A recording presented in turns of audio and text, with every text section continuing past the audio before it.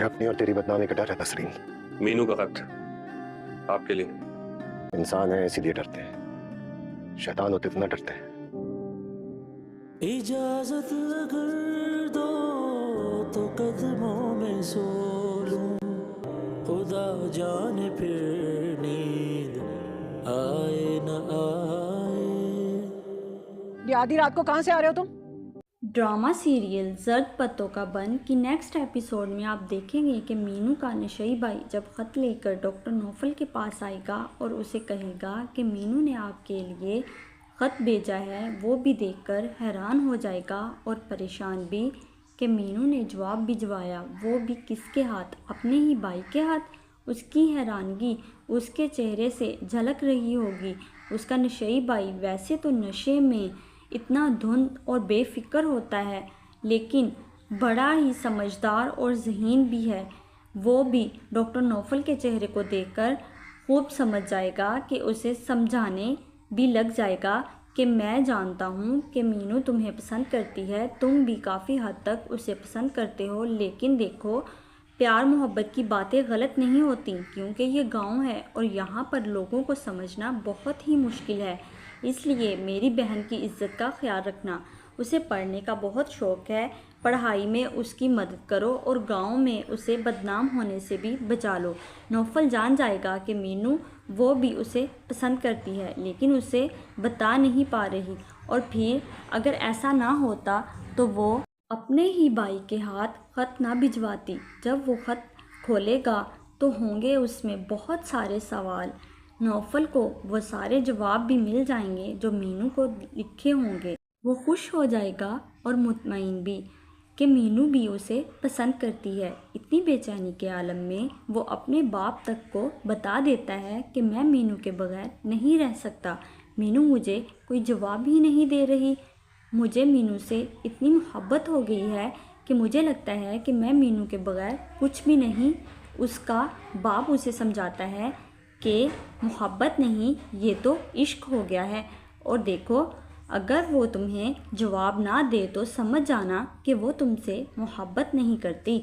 मीनू जवाब तो भेज देती है, लेकिन बहुत सारे सवालों के साथ। मीनू जो अभी पढ़ना भी चाहती है, क्योंकि उस बेचारी को डॉक्टर बनने का बहुत शौक़ है।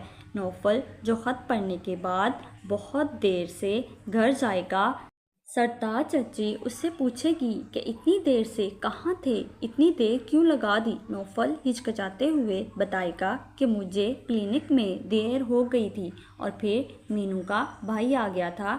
उसने बताया कि वो ख़त लेकर आया था और ख़त में बहुत सारे सवाल थे। सरताज चची हैरान हो जाएगी कि कौन से सवाल। वो उसे समझाएगा कि सवाल और कोई भी नहीं, सिर्फ़ और सिर्फ केमिस्ट्री और साइंस के सवाल थे जो उसे नहीं आ रहे थे, इसीलिए उस बेचारी ने सवाल लिखकर भेजे हैं और मुझे उसका जवाब देना है। सरताज चची का शौहर नौफल से कहेगा कि मैं जानता हूँ पढ़ाई बहुत मुश्किल है, कोई नहीं जो उसे ट्यूशन दे सके, तुम उसे दोबारा से पढ़ाना शुरू करो।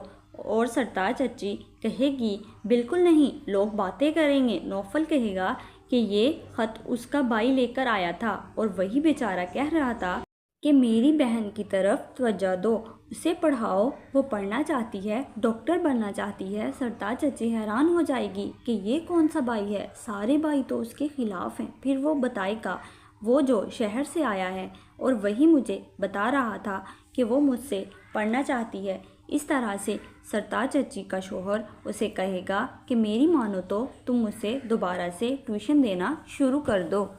नौफल जो ये जानता है कि मीनू की साइकिल चोरी हो चुकी है, वो इतना ज़्यादा सफ़र चलकर कैसे करेगी, इसलिए जाने और आने के वक्त वो खुद ही बाइक लेकर वहाँ पर पहुँच जाएगा और उसे टाइम पर छोड़ेगा और टाइम पर ले आएगा। और मीनू जो उसे बग़ैर कुछ कहे मुस्कुराते हुए बहुत सारी बातें कर लेगी।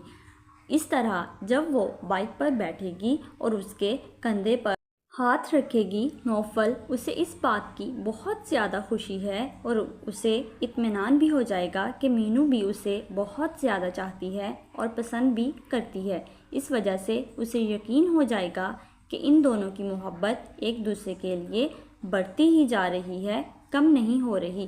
دوسری طرف ملک نادر جسے بہت سارے ہول پڑ رہے ہیں کہ وہ گاؤں میں مینو کو بدنام کروا کر مینو کے بھائی سے ہی ایسا حشر کروائے نوفل کا کہ گاؤں سے ہی نکلوا دے۔